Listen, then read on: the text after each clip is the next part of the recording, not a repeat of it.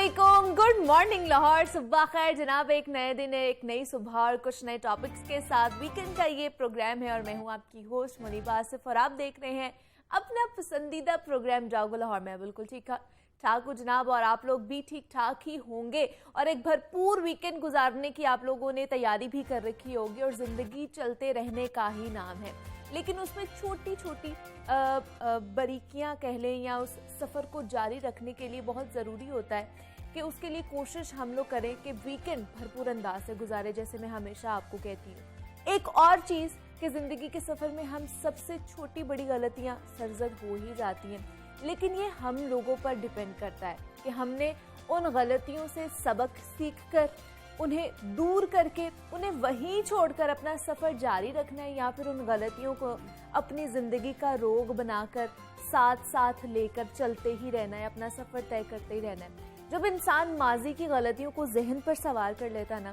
तो कामयाबी का जो सफ़र है वो रुक जाता है, सुस्त रवि का शिकार हो जाता है और कामयाबी इंतज़ार करती रह जाती है हमारी।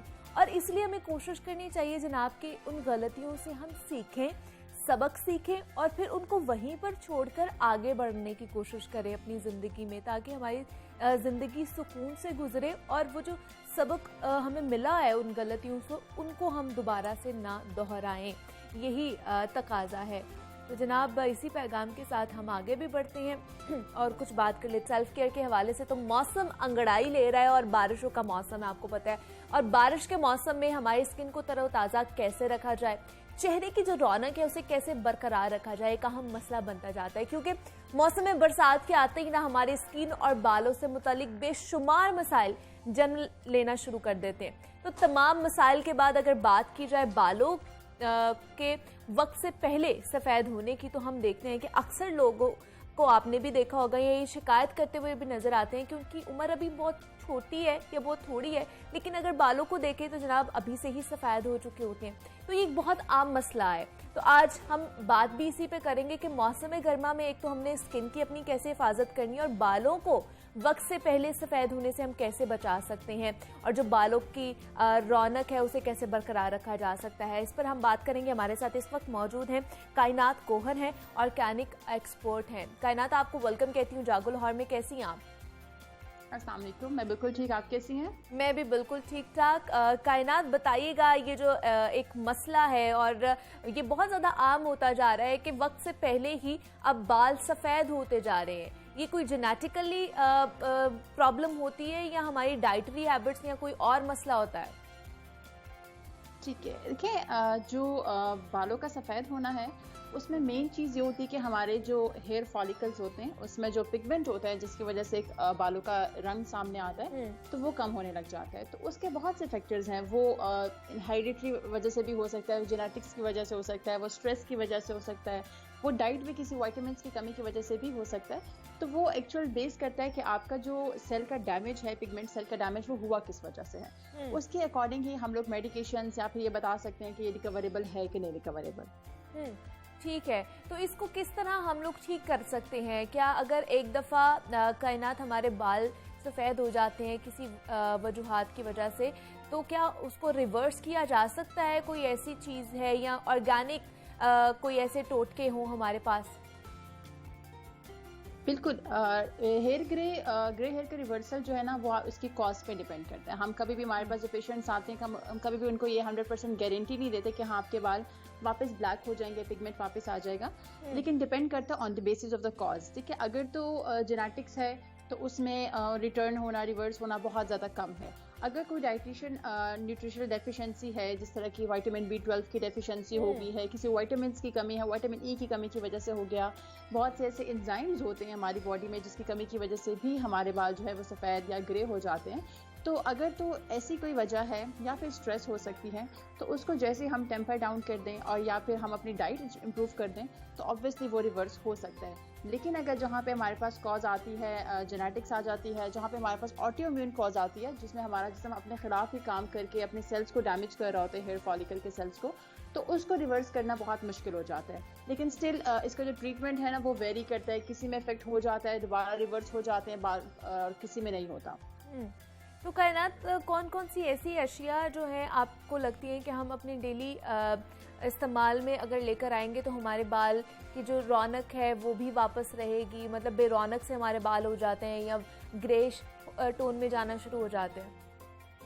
देखिए, अगर मैं बीइंग अ होम्योपैथिक डॉक्टर, अगर मैं होम्योपैथिक की बात करूँ तो हमारे पास में बहुत सी मेडिकेशंस हैं। लाइक ख़ास तौर पे एक बालों का सफ़ेद होने की एक बहुत बड़ी रीज़न जो होती है वो थायराइड डिसफंक्शन भी है। थायराइड हार्मोन की खराबी की वजह से होते हैं, तो उसमें हम लोग थायराइड करेक्शन के लिए थायराइडिनर मेडिसिन देते हैं।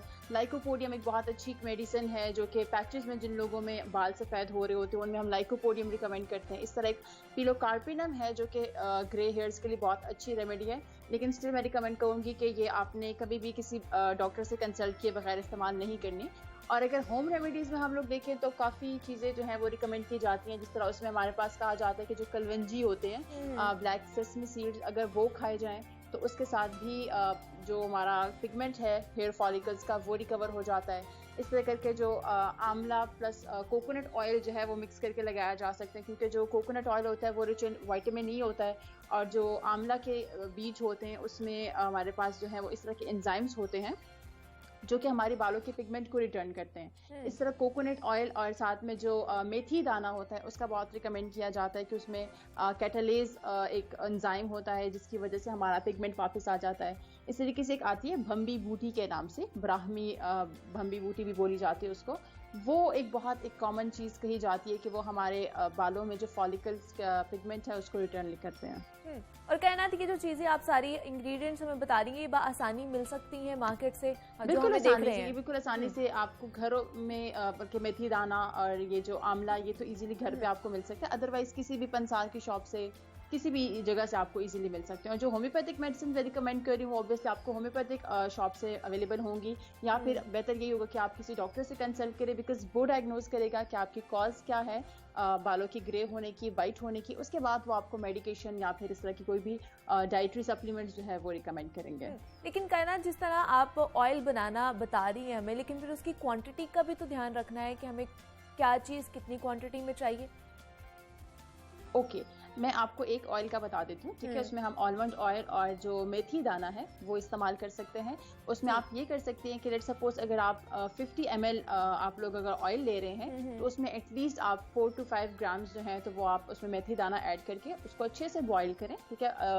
बेटर ये होता है कि पहले आप उसको सोक कर दें, उसी ऑयल में आप उसको सोक करके रखें। उसके बाद आप उसको उसी ऑयल में बॉईल करके और उसमें अगर थोड़ा सा आप ये जो मैं ब्राह्मी बूटी का वर्ड यूज़ कर रही हूँ वो बिल्कुल ब्लैक इस तरह एक जड़ होती है, वो रूट होती है, प्लांट की रूट होती है, तो वो आप ऐड करके उसको बॉईल करके आप डेली बेसिस पे उसको हेयर में ऑयलिंग करें, साथ में अपने विटामिन बी सप्लीमेंट को इम्प्रूव करें, और अगर कोई और कॉज है तो उसको भी करें। तो इंशाल्लाह अगर तो किसी डाइटरी सप्लीमेंट की डेफिशिएंसी की वजह से आपका बाल ग्रे हो रहे हो, पिगमेंट लॉस हुआ हो, या फिर स्ट्रेस रीजन हो, या फिर विटामिन बी की डेफिशिएंसी से वजह से हो, तो इंशाल्लाह वो रिकवर हो जाएगा। हाँ, लेकिन अगर हेरिडिटरी हुआ तो फिर वो इस ऑयल के साथ भी नहीं होगा। मतलब डिफरेंट कॉजेज हो सकती हैं इस प्रॉब्लम से related. It varies, patient to patient, person to person vary करता है कि वो रिकवर हो सकते हैं कि नहीं। ठीक है। और कायनात, ये मौसम इस तरह का है कि हमें स्किन का भी बड़ा ख्याल रखना पड़ता है, तो स्किन के हवाले से भी थोड़े से हमें बता दें कि हमें कौन कौन सी चीज़ों का इस्तेमाल करना चाहिए घर में अगर टोटके हम लोगों ने करने हैं। ठीक है, घर में टोटके में आपको लोग इजीली, अगेन मैंने लास्ट टाइम भी ये कही थी, इस मौसम में गर्मियों में खासतौर पे बरसात के मौसम में ऑयल कंट्रोल होना बहुत ज़रूरी है, ठीक है। हमारी स्किन में इन दिनों में वो चिपचिपाहट होती है जल्द पे, एक कंटिन्यूअस एक सेबेशियस ग्लैंड से जो है हमारी वो सिक्रीशंस हो रही होती है, तो उसको कंट्रोल करना सबसे इंपॉर्टेंट चीज़ है। तो बहुत अगर आप कहना चाह रही हैं कि हम घरेलू टोटकों में लें तो जो हमारे पास मुल्तानी मिट्टी आती है उसमें बहुत अच्छा हमारे पास जो होता है वो एब्जॉर्बेंट होता है एक्सेसिव ऑयल कंट्रोल करने के लिए। इस तरह हमारे पास पिंक क्ले आती है जो कि जिन लोगों में एक्नी का बहुत ज़्यादा इशू होता है, ठीक है, वो पिंक कलर की एक मिट्टी आती है, स्पेसिफिकली वो ऑस्ट्रेलियन क्ले होती है। तो जिन लड़कियों में दाने बहुत कॉमन हो, ब्लैक हेड्स इन डेज में बड़े कॉमन होते हैं, तो वो लोग पिंक क्ले का इस्तेमाल कर सकते हैं। इस तरीके से सैलिसाइलिक एसिड बेस्ड जितनी भी प्रोडक्ट्स हैं तो उसका इस्तेमाल करें ताकि एक्सेसिव ऑयल जो है वो कंट्रोल हो सके। ठीक है जी। कायनात गौहर, ऑर्गेनिक एक्सपर्ट हमारे साथ मौजूद थी। कायनात, बहुत शुक्रिया आपके वक्त का, और इतनी अच्छी टिप्स आप हमें देके जा रही हैं कि हमने अपने बालों का ख्याल कैसे रखना है और अपनी स्किन का ख्याल किस तरह रखना है। यहाँ पे जनाब एक छोटी सी ब्रेक लेते हैं, आपने कहने जाना, मिलते हैं इस ब्रेक के बाद।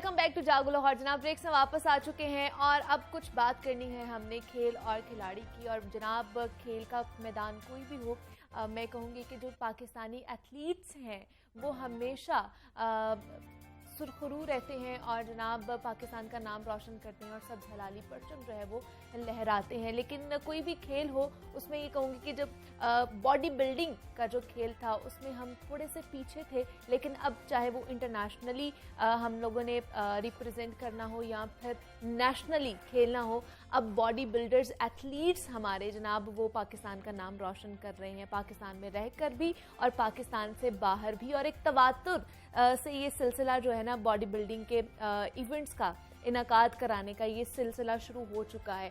तो आज भी एक ऐसे ही बॉडी बिल्डर हमारे साथ मौजूद हैं जनाब, जिन्होंने हाल ही में 2022 का टाइटल मिस्टर पंजाब का अपने नाम किया है। उससे पहले 2020 में वो मिस्टर लाहौर का टाइटल भी अपने नाम कर चुके हैं। तो उनसे जानते हैं उनकी जो ये जर्नी है कैसी रही है और मज़ीद कौन कौन से जो उनके फ्यूचर प्लान्स हैं। उस्मान, आपको वेलकम कहती हूँ जागो लाहौर में। कैसे हैं आप? थैंक यू, अल्लाह का शुक्र जी। आप सुनाएं? ठीक ठाक? मैं भी बिल्कुल ठीक ठाक। उस्मान, सबसे पहले तो कॉन्ग्रेचुलेशन, ये मिस्टर पंजाब 2022 का टाइटल आपने अपने नाम किया। कैसी फीलिंग आ रही है? क्या एक्सपेक्ट किया था आपने ये टाइटल अपने नाम कर? जी, बहुत अच्छी फीलिंग आ रही है। जब मैंने ये जर्नी स्टार्ट की थी 2014 में, तो उसके बाद से शौक मुझे पड़ा था मुकाबला खेलने का। अच्छा। बॉडी बिल्डिंग से स्टेप बाय स्टेप आता रहा ऊपर। तो 2020 में मेरे कोच ने मुझे कहा कि आप लाहौर का टाइटल खेलें। माशाल्लाह से बॉडी फिगर और हाइट वगैरह आपकी परफेक्ट है, 6 फीट हाइट है, तो आप टाइटल क्यों नहीं खेलते। उसके बाद मैंने फिर स्टार्ट किया। 6 मंथ मैं मेहनत करता रहा और डाइट अपनी पूरी प्रॉपर तरीके से करता रहा। नमक मिर्च मुझे बंद करनी पड़ी थी। अच्छा। मीठा मुझे छोड़ना पड़ा था। तो अल्लाह का शुक्र है। फिर उसके बाद मिस्टर लाहौर हुआ 2020 में।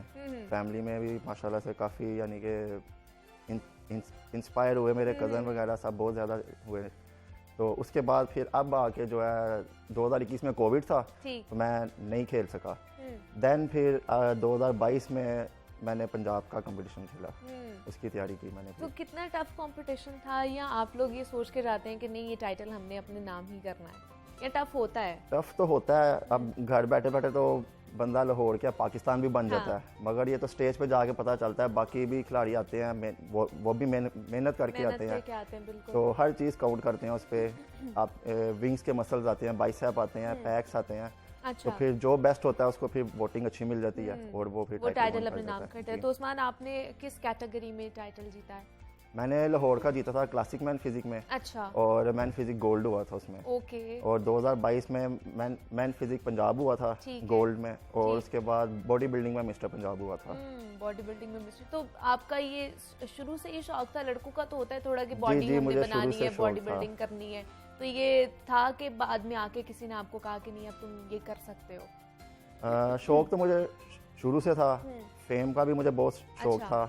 और उसके बाद कोच ने मुझे मेरे काफ़ी सपोर्ट किया था इसके मामले में कि यार आपने कंपटीशन खेलना है। हाँ, फर्स्ट मंथ मेरे लिए टफ था। एकदम से मीठा छोड़ देना, नमक मिर्च छोड़ देना और बगैर किसी मसाला जात के चिकन यूज़ करना, बॉयल चिकन खाना, राइस वाइट राइस यूज़ करना, तो वो टफ टाइम था बस। फिर उसके बाद आदत पड़ गई थी। मतलब कुछ गेन करने के लिए फिर कुछ लूज भी तो करना पड़ता है ना, कॉम्प्रोमाइज़ करना पड़ता है ज़िंदगी में इंसान को। तो किस तरह की रूटीन रहती है, कितनी प्रैक्टिस करनी पड़ती है आम रूटीन में, और जब मुकाबला होता है तब कितनी टफ रूटीन होती है? आम तौर पे तो 2-1.5 घंटा ट्रेनिंग करते हैं। अच्छा। अदरवाइज जब कंपटीशन के दिन होते हैं सुबह जाना पड़ता है 6 बजे, नमाज़ पढ़ के चले गए। उसके बाद फिर पहले वॉक की, आधा घंटा वॉक करनी है। उसके बाद ट्रेनिंग स्टार्ट होती है। फिर उसके बाद कार्डियो सेशन आता है। ओके। और देन फिर घर आके वही डाइट प्लान वगैरह हर चीज़। फिर उसके बाद रात को जाते हैं 7 बजे, फिर 2 घंटे ट्रेनिंग करते हैं। वो काफ़ी टफ टाइम होता है। एक गुस्सा भी आना, किसी से बात नहीं करनी, मगर एक टाइम जब गुजर जाता है तो बाद में खुशी भी बहुत होती है कि यार एक बुरा वक्त भी गुजारा है और उसकी मेहनत भी की है, मेहनत का फल मिला है। फल ना मिले तो दिल भी टूटता है। तो मिस्टर पाकिस्तान बनने की ख्वाहिश आप में भी होगी, तो उसके लिए जिद्दोजहद चल रही है, मेहनत चल रही है? जी, उसके लिए मेहनत चल रही है। इंशाल्लाह ये साल तो मैं रेस्ट में हूँ। नेक्स्ट ईयर इंशाल्लाह मैंने पाकिस्तान की तैयारी पूरे ज़ोर और शोर के साथ जीतना है इंशाल्लाह। तो उसके लिए क्या डिफरेंट कुछ करना पड़ेगा या उतनी ही मेहनत दरकार? नहीं, उसके लिए डबल मेहनत होती है फिर। अच्छा। लाहौर की मेहनत है, लाहौर के बाद फिर पंजाब में आपने जाना है। आप अगर 80 kg में खेलना है तो नेक्स्ट 90 kg में खेलना है। अच्छा, अब उम्मीद है नेक्स्ट जो मेरा टारगेट है 110 kg का इस वेट पे जाके तो कंपटीशन खेलूँ मैं। ठीक है, तो उस्मान बताइए फिर किस तरह, अगर जो लोग आपको देख रहे हैं, जो इंस्पिरेशन हासिल कर रहे हैं आपसे, किस तरह वो अपनी बॉडी बना सकते हैं? और जिस तरह आजकल की जो नई नस्ल है, जल्दी बॉडी बनाने के लिए वो स्टीरॉइड्स का भी इस्तेमाल करते हैं, जो उनकी सेहत के लिए नुकसानदेह साबित हो सकते हैं, इनके हवाले से हमें बताइए कुछ। वो दरअसल आज के बच्चे कहेंगे हम आज आए हैं, सामने अच्छा बिल्डर देखेंगे तो इसके जैसे बन जाए। वो शॉर्टकट के लिए स्टीरॉइड्स यूज़ करते हैं जो कि बेहद नुकसानदेह होती है। हम भी आए हैं ऊपर, मगर एक चीज़ को स्टेप बाय स्टेप लेके आए हैं। स्टीरॉइड आपकी जो है वो सिर्फ कंपटीशन के टाइम यूज़ होती है, उसके बगैर आप नहीं कंपटीशन कोई खेल सकते। क्योंकि यहाँ की जो डाइट है वो इस तरह की नहीं है, खालिश नहीं है डाइट इधर कि हम लोग उसको आगे लेके जा सकें, उससे कुछ हासिल कर सकें। तो आज के बच्चे जो हैं वो आ जाएंगे, कुछ कोच होते हैं जो कि 500,000 में ही बच्चे को कहेंगे आप ये वाली गोलियां खाएं, इस तरह करें, बच्चों के फेस स्वेल हो जाते हैं। घर वाले कहते हैं जी मेरा बच्चा सेहतमंद हो गया, बहुत अच्छी तरक्की कर रहा है, वो जिम का कोच ही बहुत अच्छा है। तो वो उनकी किडनी अफेक्ट करती है, किडनी स्वेल होती है तो फेस में स्वेलिंग आ जाती है। अच्छा, ये इसकी निशानी होती है। तो 4 से 5 महीने बाद बच्चे फिर वापस अपनी ही उस पे आ रूटीन में आ जाते हैं, और पतले हो जाते हैं। किसी को एक्नी प्रॉब्लम हो जाएगी, पिंपल्स निकल आते हैं कमर पे, पेट पे, डिफरेंट जो है वो सिम्टम्स हो सकते हैं, डिफरेंट इफेक्ट हो सकता है किसी की बॉडी पे। तो मुझे बताइए, ये सिर्फ एथलीट्स ही यूज कर सकते हैं जब उन्होंने कंपटीशन खेलना है? आम रूटीन में हम लोगों को, या जो नौजवान नस्ल जिस चीज को यूज कर रही होती है, वो इससे गुरेज ही करें? वो इससे गुरेज करें, वो सप्लीमेंट्री फॉर्म यूज़ करें। अच्छा, सप्लीमेंट्स खा सकते हैं। जी, वो एक्सपेंसिव तो है मगर वो फ़ायदेमंद होती है। वो आपको स्टेप बाय स्टेप लेके जाती है ऊपर, और अगर आप ट्रेनिंग भी छोड़ते हैं किसी टाइम में जाके तो वो आपको जल्दी गिराती नहीं है।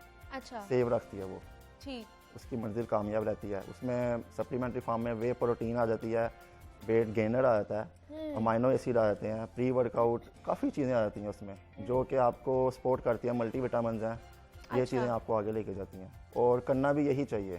स्टीरॉइड्स की निस्बत सप्लीमेंट्री फॉर्म में रहना चाहिए। लेकिन एक बॉडी को बनने में कितना अरसा लगता है या कितने साल लगते हैं? मतलब अगर एक नौजवान आपको देखेगा, वो चाहेगा कि मेरी तो दिनों में आप जैसी बॉडी बन जाए, तो वो ऑब्वियसली स्टीरॉइड्स का इस्तेमाल करेगा। लेकिन हमारे देखने वालों को बताइए कि कितना अरसा लगता है इस तरह की एक मेंटेन बॉडी करना? आप पहले जिम ज्वाइन करते हैं तो 3 मंथ्स तो आपको सेट होने में लग जाते हैं, एंगल वगैरह परफेक्ट होने में लग जाते हैं। उसके बाद आपकी डाइट आपके लिए फर्स्ट है। अच्छा, 70% आपकी डाइट है, 30% आपकी ट्रेनिंग है। डाइट में यह है कि हर 2 घंटे बाद आपने मील लेना है। अच्छा, ठीक है। हर 2 घंटे के बाद वो इस तरह आ जाएगा कि पेट भर के नहीं खाना। सही, आपने थोड़ा सा रूटीन वाइज खाया, यानी कि एक इंसान का वेट है 90 kg, तो उसको 180 ग्राम प्रोटीन की ज़रूरत है। वो पूरे दिन में उसको डिवाइड करके खाता है। अब मैंने भी हर 2 घंटे बाद अपना मील लेना होता है। ठीक है। वो शकरकंदी की सूरत में आ जाएगा, शुगर पोटैटो, या ये आ जाएगा फ्रूट सैलड आ जाएगी जिसमें रेड बीन्स, ब्रोकली वगैरह आ जाती है। अच्छा। चिकन आ जाता है, बीफ आ जाता है। ये हर 2 घंटे बाद एक मील मेरा चल रहा होता है। तो अगर हम नए आने वाले बच्चों को बताते हैं ना इस चीज़ के बारे में, तो वो उनके लिए वैसे भी एक्सपेंसिव बन जाती है। इस टाइम तो बोनलेस चिकन भी आप लें तो 1 kg 600 तक तो चला जाता है। तो एक दिन में हमने 1 kg चिकन खाना है, 2 डोज एग्स लेने हैं, अच्छा, ओट्स लेना है, तो काफ़ी चीज़ें आ जाती है। मगर हम बच्चों को फिर थोड़ा सा गाइड करते हैं कि थोड़ा थोड़ा करके वो चलें, जिसमें उनका ओट्स यूज़ हो जाएगा, योगर्ट आ जाएगा, चिकन आ जाएगा, बीफ माइंस आ जाएगा, बस इससे ज़्यादा नहीं। जब वो ये डेली रूटीन में है। अगर बीफ और चिकन वो खा रहे हैं, उसी रूटीन में उन्होंने एक बाउल सैलड का भी लेना है। नहीं तो वो आपके लीवर पे हीट कर देगा, जो नुकसान देती है, ये कान का बाइस बन जाती है। ठीक है, मतलब ये छोटी छोटी चीज़ें होती हैं जो हम खुद नहीं जान सकते हैं, हमें किसी की गाइडेंस की ज़रूरत होती है। तो आजकल के कोचेज़ उतने आप कह लें कि हैं कि वो बच्चों को बताते हैं छोटी छोटी टिप्स, उनको गाइड कर रहे होते हैं। हर अच्छा कोच चाहता है कि उसका स्टूडेंट आगे आए। हाँ, वो हर तरीके से अच्छे तरीके से गाइड करते हैं। मगर आगे स्टूडेंट जो उनसे हैं वो तो बड़े शौक से पूछते हैं, अब डाइट लेनी है। मुझे भी ऐसे ही लोग मैसेज करेंगे हमें डाइट प्लान बता दें, डाइट प्लान बता देंगे। मज़ा तब आता है जब वो अमल भी करें। अच्छा। अमल करते नहीं है तो फिर 2 महीने बाद बुरा कोच को ही कहेंगे, इसके पास मैंने इतनी ट्रेनिंग किया, पैसे खा गया, मुझे कोई फ़र्क नहीं पड़ा, जबकि ये उन्हीं का फॉल्ट होता है। क्योंकि वो डाइट नहीं लेते। कोच ने ट्रेनिंग करानी है, आपको हर चीज़ बतानी, पर कोच ने नवाले तो नहीं ना आपके मुंह में डालने जो आप कोच को बुरा कह देते हैं, बाद में वही उस्ताद बुरा बन जाता है उनकी नज़रों में। मतलब वो आप कंसिस्टेंस नहीं रख सकते और फिर आप अगले को बुरा बना देते हैं। लेकिन मुझे बताइए कि आपको क्या लगता है कि इसका जो पहले इतना रुझान नहीं था बॉडी बिल्डिंग में या कॉम्पिटिशन्स नहीं कराए जाते थे, तो अब ये तवातुर से ये सिलसिला शुरू हो गया है, कॉम्पिटिशन्स हो रहे हैं, लोगों का रुझान बढ़ता जा रहा है इसमें? जी, लोग काफ़ी शौक से आ रहे हैं, लोग यूनिवर्सिटी लेवल के आ रहे हैं और ये अच्छी बात है। हर सोसाइटी में 4 से 5 जिम अब ओपन हो रहे हैं। अच्छा। और हर जिम जो सा अगर एक जिम खुला हुआ वो उससे अच्छा खोल रहा है, उससे आगे उससे अच्छा खोल रहा है, इस तरह हो रहा है। तो यूनिवर्सिटी के स्टूडेंट भी आते हैं, कॉलेज के स्टूडेंट्स भी आ रहे हैं और ये बच्चों के लिए अच्छी चीज़ है। लोग नशे से दूर रहते हैं, उन्हें हम भी कहते हैं कि वो कोई स्मोकिंग भी करता होगा, यार स्मोकिंग छोड़ दो, इससे आपका स्टेमिना लूज होगा, स्टेमिना ख़राब होगा। अच्छा। अच्छी ट्रेनिंग करनी है तो स्मोकिंग ना करें। उनमें असर भी पड़ता है, कईयों को जो होती है आदत वो फिर छोड़ने भी लग जाते हैं कि नहीं यार हमने बिल्डर बनना है, बॉडी बनानी है, 6 पैक होने चाहिए, बाइसेप ज़्यादा होना चाहिए। हर बच्चे का शौक है।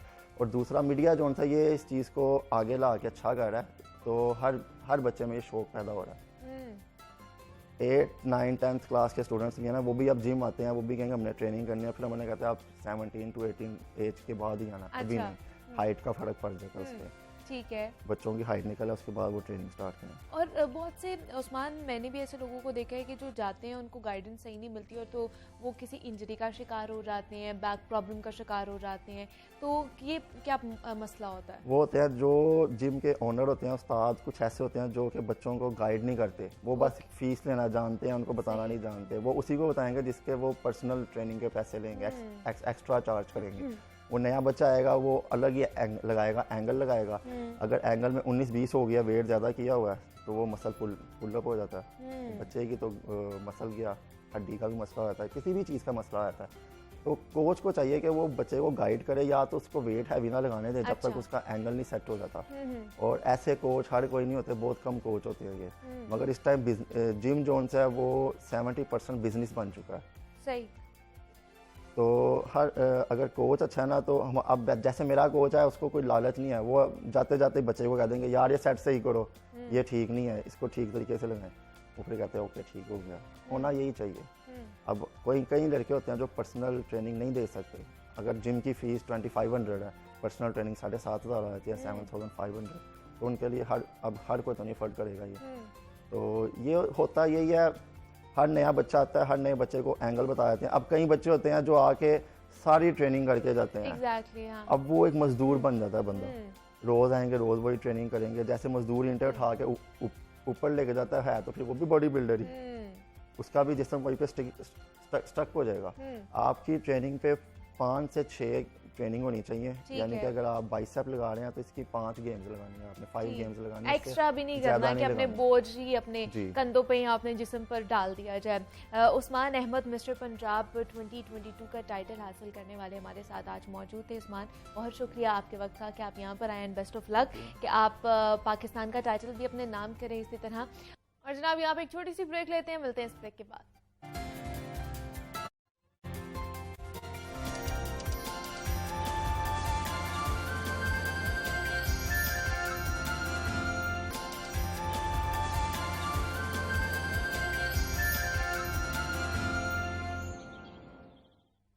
वेलकम बैक टू जागो लाहौर। जनाब ब्रेक से हम वापस आ चुके हैं और सेगमेंट है हमारा लाहौर की दुनिया, जिसमें हम लाहौर और लाहौरियों के मसाइल डिस्कस करते हैं। एक के बाद एक बहरान सर उठाता जा रहा है और शहर लाहौर के मसाइल इतने बढ़ गए हैं कि रोज़ एक नया बहरान तैयार हो जाता है हमारे लिए।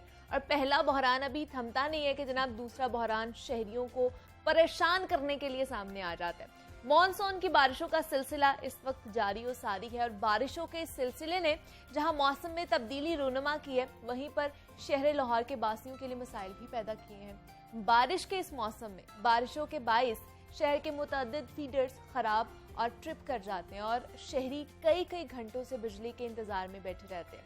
और बारिशों का ये सिलसिला आपको पता है वक्फे से जारी भी रहेगा, लेकिन ना ही बिजली की फराहमी यकीनी होती दिखाई दे रही है और ना ही ऐसे मामलात हमारे ज़िंदगी जो हमारे मामलात ज़िंदगी हैं वो इस वजह से बुरी तरह मुतासर हो जाते हैं।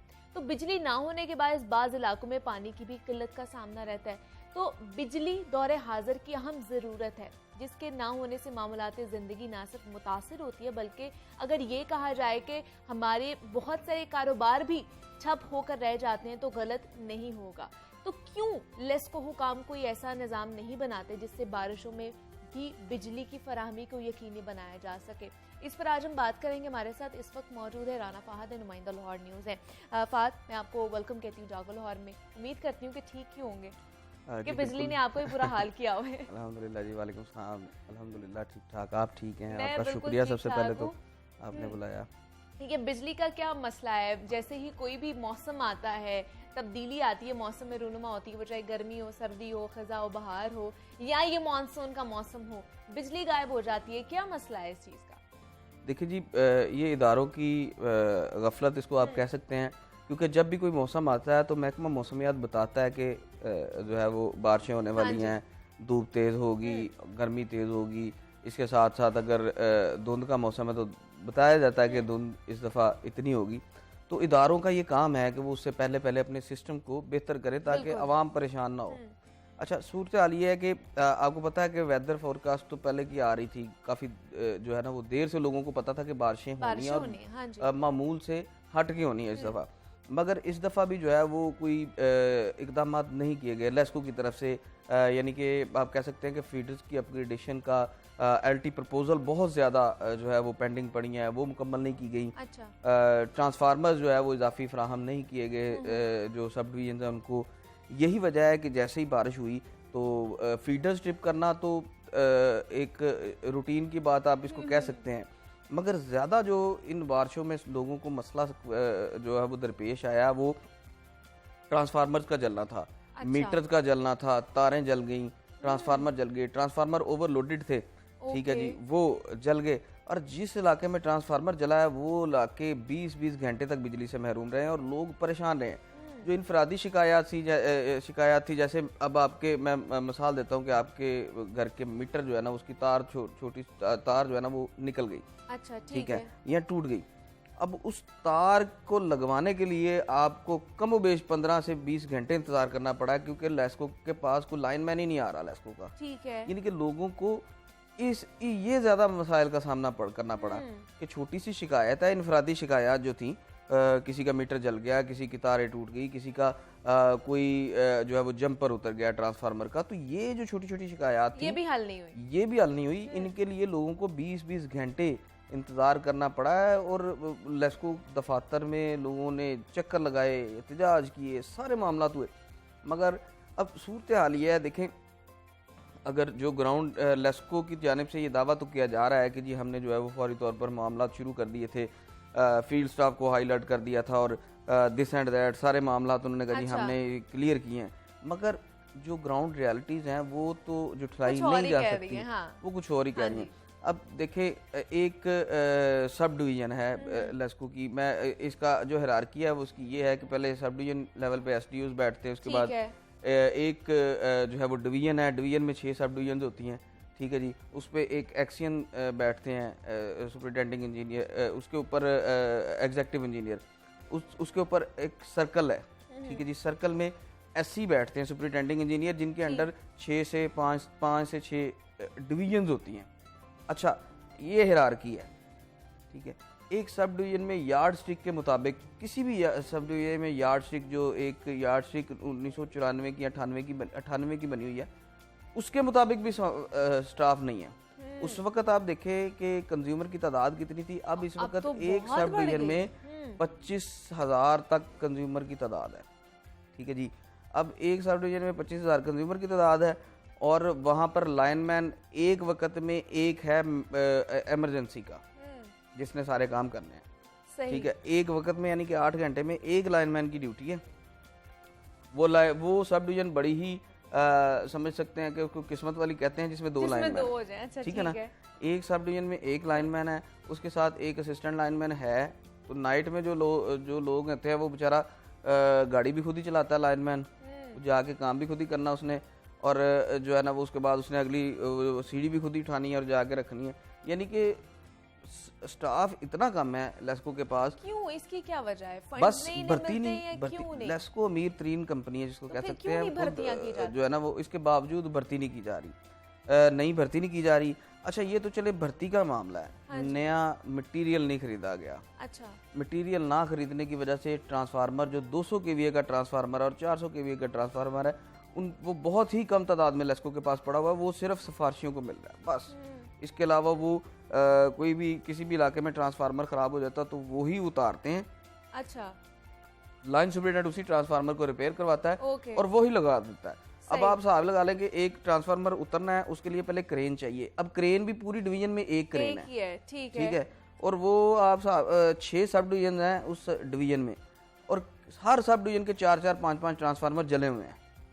अब उस एक क्रेन ने आना है, उसने पहले इस सब डिवीजन में जाना है, फर्ज करें मैक्लोर रोड की एक क्रेन है, उसने पहले जो है वो जो है ना वो इस सब डिवीजन में आना है डेविस रोड में, उसके बाद उसने पूरा जाना उसने है आगे चाइने चक्कर लगाना है और चक्कर समझे लगाना कि हर इलाके को 20 से 25 घंटे पहले जो है उसने wait उसने करना उतारने हैं ट्रांसफार्मर उतारने हैं, लेके जाने हैं, उसके बाद उधर जाके रिपेयर करवाने, रिपेयर करने के बाद उन्होंने दोबारा उसको लगाना है।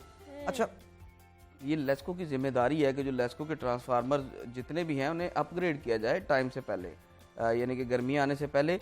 एक इनकी मूव चलती है जिसमें एलटी प्रपोजल मुकम्मल की जाती है। उसमें क्या होता है जितनी भी एलटी लाइनें होती हैं उनकी रिपेयरिंग होती है, उनके जॉइंट ठीक करने होते हैं, और ये उनकी कब जंपर ये होते मुहिम हैं। चलती है? ये ये कब सर्दी में, कैंपेन? सर्दी में, सर्दी में होता है, मौसम ठीक। सरमा में, मौसम ओके। सरमा में ये अक्टूबर नवंबर में ये दिसंबर अक्टूबर नवंबर दिसंबर जनवरी फरवरी तक ये चलता रहता है सिलसिला। अच्छा, ठीक है जी, पूरे जो है ना 3 माह ये 2 माह इन्होंने ये मूव चलवानी होती है। इसमें तमाम एलटी प्रपोजल्स मुकम्मल होती हैं और एलटी प्रपोजल्स मुकम्मल करने के बाद, यानी कि एलटी प्रपोजल्स का मतलब मैं आपको समझाता हूँ कि एक जो एलटी लाइन है, ठीक है, उस पे जो है ना वो इन्होंने सारी उनकी मेंटेनेंस करनी होती है। सही। उस पे जितने भी ट्रांसफार्मर लगे हैं, अगर वो वहाँ पे अगर 100 का लगा है तो डेफिनेटली 1 साल के बाद वहाँ पर उसको अपग्रेड करना पड़ेगा। ठीक है, तो क्योंकि कंज्यूमर की तादाद बढ़ जाती है तो उसको अपग्रेड। अब कोई भी ट्रांसफार्मर अपग्रेड नहीं हुए। लेकिन क्या ये मूव चलती है हर साल? हर साल चलती है, कागजों में चलती है, डॉक्यूमेंट्स में चलती है, मगर अब इस दफा अमली तौर पर नजर इस नहीं दफा क्या हुआ है, नहीं होता है हर अच्छा, दफा अमली होता तौर पे भी होता है, है। हर दफा होता है, मगर इस दफा क्या हुआ है, इस दफा कोई भी एलटी प्रपोजल जो है वो बहुत ज्यादा एलटी प्रपोजल पेंडिंग पड़ी हैं अभी तक। उसकी वजह क्या थी, उसके पास इनके पास सामान ही नहीं था। जो सब डिवीजन के अमला है वो उनका जो है वो ऑफ द रिकॉर्ड वो बताते हैं कि जनाब हमारे पास तो जंपर करने के लिए कंडक्टर नहीं था। अच्छा, ठीक है, अब छोटी सी चीज़ है कंडक्टर, वो कहते हैं जी पुराना कंडक्टर हमें दिया गया, उसी के साथ हमने जंपर किया। उसके ये ट्रांसफार्मर्स अपग्रेड नहीं किए गए। ट्रांसफार्मर्स अपग्रेड ना होने की वजह से ये सारे मामला था। इस वक्त 50% से जायद जो 50% से जायद जो लेस्को के डिस्ट्रीब्यूशन ट्रांसफार्मर्स है वो ओवरलोडेड है। अब जैसे ही अब मेरी मुझे बात लगता है फहद ये जो लेस्को के आला ओहदेदारान है ना, इनको गर्मी में रहना पड़े ना, इनको फिर लग पता जाए कि अवाम किस तरह गर्मी झेल रही है। और ये हब्स का मौसम है और 20-20 24-24 घंटे जिसके घर लाइट नहीं आएगी, पूरा दिन लाइट नहीं आएगी, वो बेचारा क्या करेगा? और जिनके कारोबार ठप होके रह जाते हैं। बस यही सूरत हाल है। देखें बिजली इस वक्त अहम ज़रूरत है, अहम तरीन, और ख़ास तौर पर गर्मी में ज़्यादातर लोग आप कह सकते हैं कि बड़ी तादाद में लोग सिर्फ पंखा चला के गुजारा करते हैं। एसी भी उनको जो है वो मैसर नहीं आता उनकी, ठीक है, तो वो अब देखें कि वो उनको लिए जब पंखा भी बंद हो जाए ना, छोटे छोटे घर हैं लाहौर का, अंदरून लाहौर में चले जाएं आप, ये सार गड़ी शो, ये पीछे जो है वो किला गुजर सिंह वाली साइड पे चले जाएं, लोग छोटे छोटे घरों में रहते हैं। किराए एक घर में जो है वो 3-3 फैमिलियाँ रहती हैं, किराए पे रेंट पे रहते हैं लोग। तो जब उन्होंने पंखा भी उनका बंद हो जाना है तो फिर अंदर ये कोई गांव देहात या कोई ऐसा खुली जगह तो है नहीं जहाँ पर लोगों का गुजारा चल सके, हवा आएगी और लोगों का गुजारा चल सकेगा, ऐसा बिल्कुल नहीं है। यहाँ पर जो लोग बेचारे रहते हैं वो सारी रात जाग के गुजारते हैं जब बिजली चली जाती है।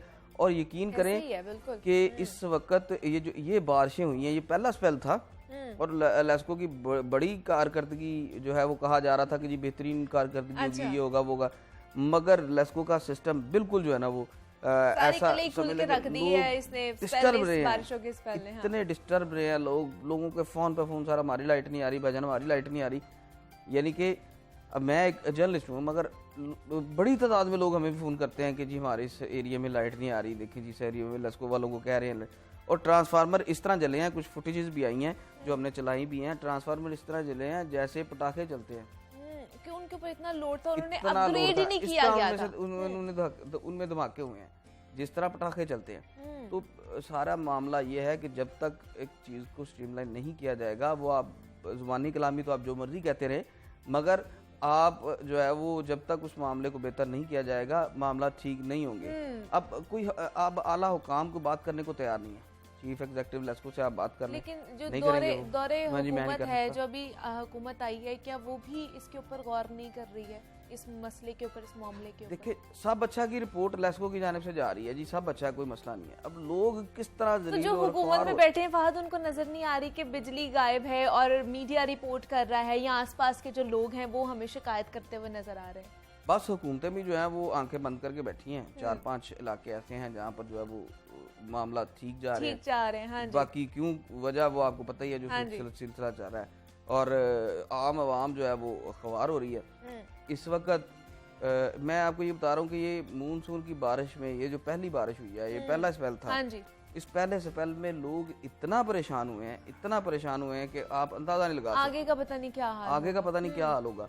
और जो अच्छा ठीक है, लाइट जाती है, बारिश होती है, तेज़ बारिश होती है, आंधी आती है, लाइट चली जाती है, कोई मसले मसाइल थोड़े बहुत होते हैं, मगर इनफरादी शिकायत जो वो सिंगल बहुत कंप्लेंट्स हैं वो इतनी ज़्यादा, और लेकिन वो ये तो एक मसला है। दूसरा जो नंगी तारे हैं लेस्को की जो लगी हुई होती हैं गली मोहल्लों में, वो गिर जाती हैं, उनकी वजह से बहुत सारे लोग अपनी जान का नजराना पेश कर देते हैं, वो हाथ धो बैठते हैं। हाँ, दो बैठते हैं, बिल्कुल ऐसा ही है। देखें, आप यहाँ से बाहर निकल जाएं, इस साइड पे ये भी एक प्रोजेक्ट चल रहा था ना कि इन्होंने नंगी तारों को हैजर्ड करना फ्री है। सिटी मंसूबा था, आज से 5 साल पहले इन्होंने शुरू किया था। चीफ एग्जीक्यूटिव लेस्को उस वक्त थे मुजाहिद परवेज चट्ठा, और उससे पहले जो है वो वाजिद काजमी चीफ एग्जीक्यूटिव लेस्को थे। उनकी जानिब से ये हैजर्ड फ्री सिटी मंसूबा शुरू किया गया था। अच्छा, वो मंसूबा वाजिद काजमी जो हैं वो चीफ एग्जीक्यूटिव, वो उनका इधर से तबादला हो गया। उसके बाद चीफ एग्जीक्यूटिव मुजाहिद परवेज चट्ठा है, वो रहे, और उनके दौर में भी हैजर्ड फ्री मंसूबा उन्होंने भी कहा जी आप ऐसा करें कि जो है ना वो जिन जिन इलाकों में हैजर्ड्स हैं वो जो है वो इलाके नोट किए जाएं, और हर सब डिवीजन का अमला जो है वो अपने अपने इलाके में उन हैजर्ड्स को क्लियर करे। अच्छा, वो सिर्फ पोश इलाकों तक रहा, वो चंद इलाकों तक रहा, जिसमें आप लगा लें गुलबर्ग के 2-4 इलाकों में काम किया गया, उसके बाद MM आलम रोड पे काम किया गया, और जेल रोड पे काम किया गया, और माल रोड के कुछ हिस्सों में काम किया गया। उसके बाद वो मनसूबा बिल्कुल ठप हो गया। आज भी आप चले जाएं, यहाँ से आप ऑफिस से बाहर निकल जाएं, आपको ऐसे तारे तारे नजर आएंगी जैसे जो है वो फूलों के हार लटक रहे हैं, ठीक है ना। वो किसी दुकान वाले ने लगाए होते हैं ना फूलों के हार, इस तरह करके लगाए होते हैं, इस तरह करके तारे लटक रही हैं। और इतने हादसा हो चुके हैं, इतने हादसा हो चुके हैं, मगर लोग फिर भी जो है ना वो लेस्को को इस मामले में ख्याल नहीं आता। अच्छा, उसकी भी सबसे बड़ी वजह जो है वो स्टाफ की कमी है, सामान की कमी है। आपके पास जब इक्विपमेंट्स ही नहीं होंगे, आपके पास हथियार ही नहीं होंगे, तो आप लड़ेंगे कैसे? बिल्कुल, ठीक है ना। आपके पास सामान नहीं है, आपके पास फौज नहीं है, यानी कि कैसे स्टाफ नहीं है, मैन पावर नहीं है, तो आप कैसे वो मामला को हल करेंगे? अच्छा, ये इसके लिए बड़ी अब देखे, मामला इतना बड़ा नहीं होता। एक छोटी एक गली है, उसमें तारें लगी, उसमें गोला तार डाल जाए, वो सारा मामला क्लियर हो जाए, मगर वो गोला तार आए कहाँ से? अच्छा, इस वक्त इस दफ़ा मैं आपके एक नॉलेज में चीज़ लाता हूँ कि सूरत हाल ये रही कि ये जो ट्रांसफार्मर्स का इशू चल रहा है, जी। अब होता क्या है, एक ट्रांसफार्मर ख़राब हुआ है, अब वो लाइन सुपरिटेंडेंट ने अपनी जेब से ट्रांसफार्मर रिपेयर करवाना है। अच्छा, हाँ जी, लेस्को उसको कुछ नहीं देती इस मामले में।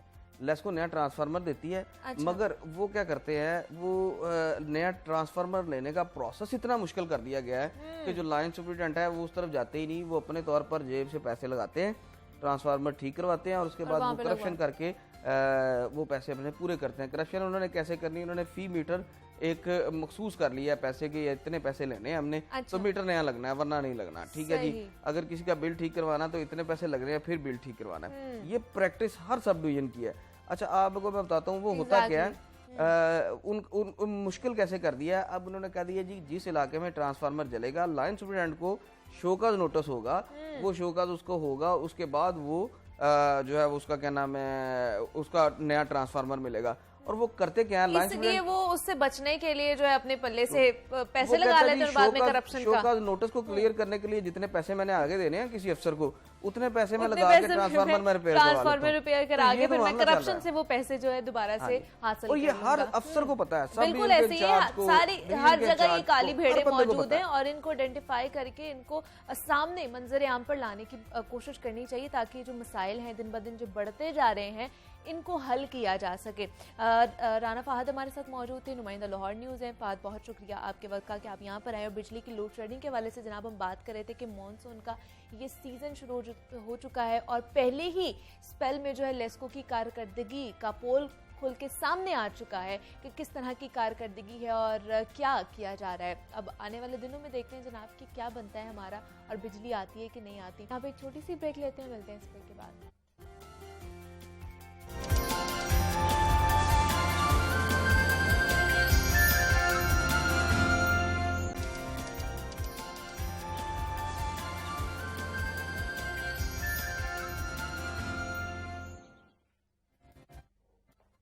वेलकम बैक टू जागो लाहौर। जनाब ब्रेक से हम वापस आ चुके हैं और अब हमने कुछ बात करनी है मौसीकी के हवाले से, क्योंकि जनाब ये हमारा वीकेंड का शो है और आपको पता है कि वीकेंड पर हम लोग मौसीकी की बात ज़रूर करते हैं क्योंकि मौसीकी के बगैर जनाब वीकेंड ही नहीं लगता है।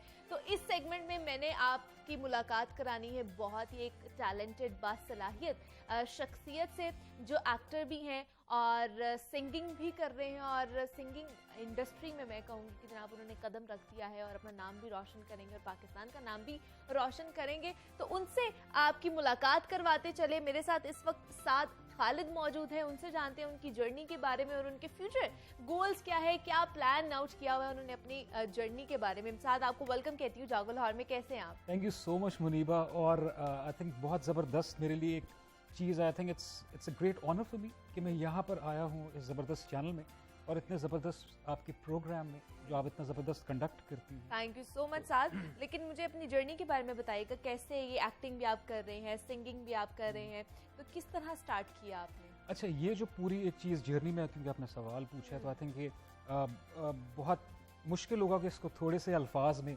मैं इसको इस तरह से बयान कर दूं, लेकिन क्योंकि स्कूल के ही दिनों में इंसान को क्योंकि मैं परफॉर्मिंग आर्ट्स का मुझे शुरू से ही शौक अच्छा, है, ठीक तो है। एक्टिंग और सिंगिंग एक ऐसे मीडियम्स हैं जिसके थ्रू मैं अपने आप को एक्सप्रेस कर सकता हूँ सही। और अपनी फीलिंग्स और इमोशंस को इंसान को मौका मिलता है कि कहीं भी जब वो जाता है तो अपने आप को एक्सप्रेस कर सकता है। बिल्कुल।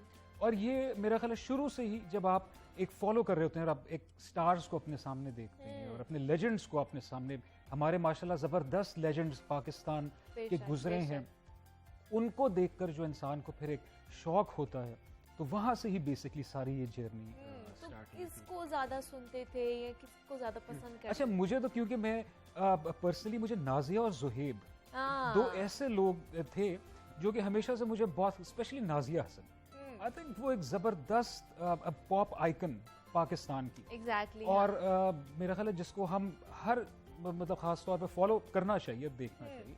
तो उसके अलावा फिर हमारे मेहदी हसन खान साहब हैं।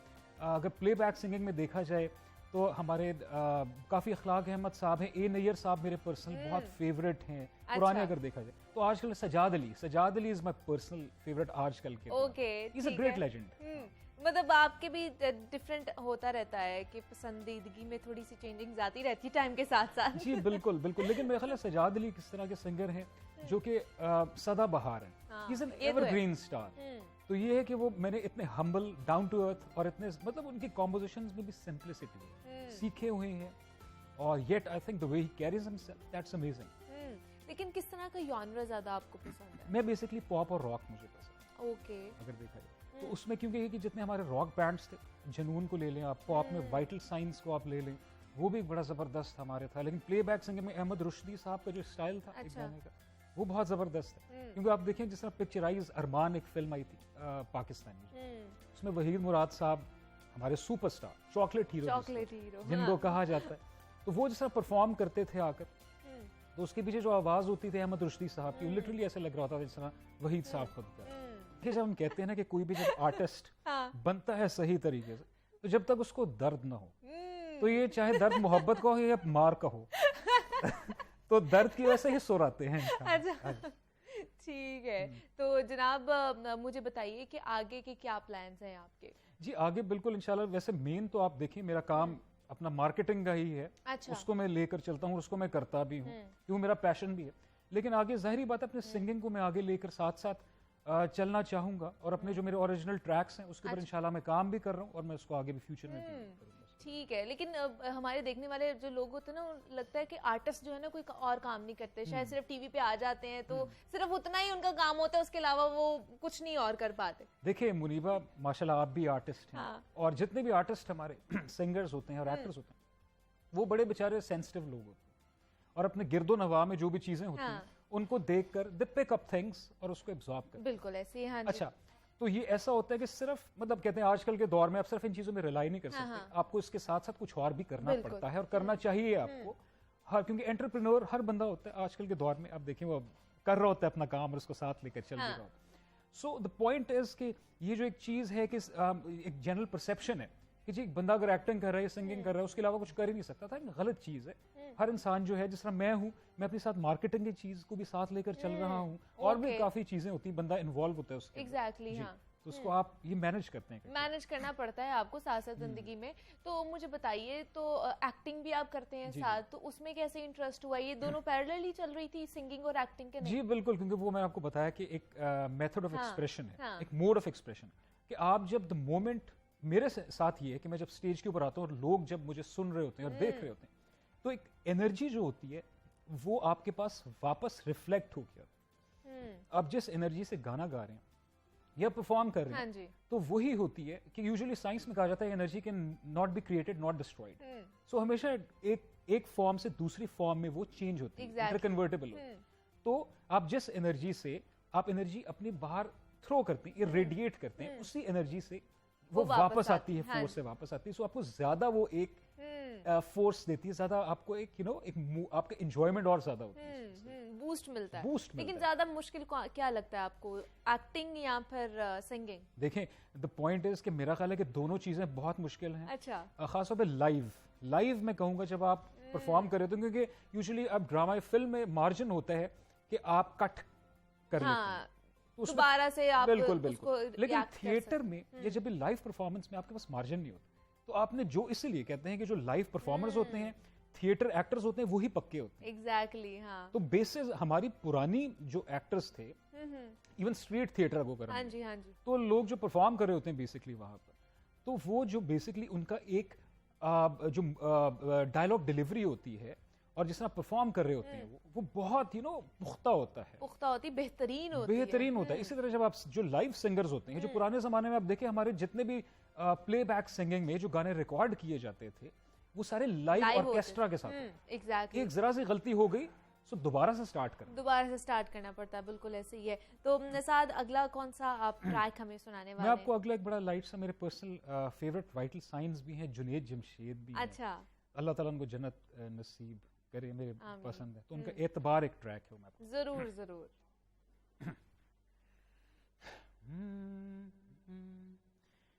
एतबार भी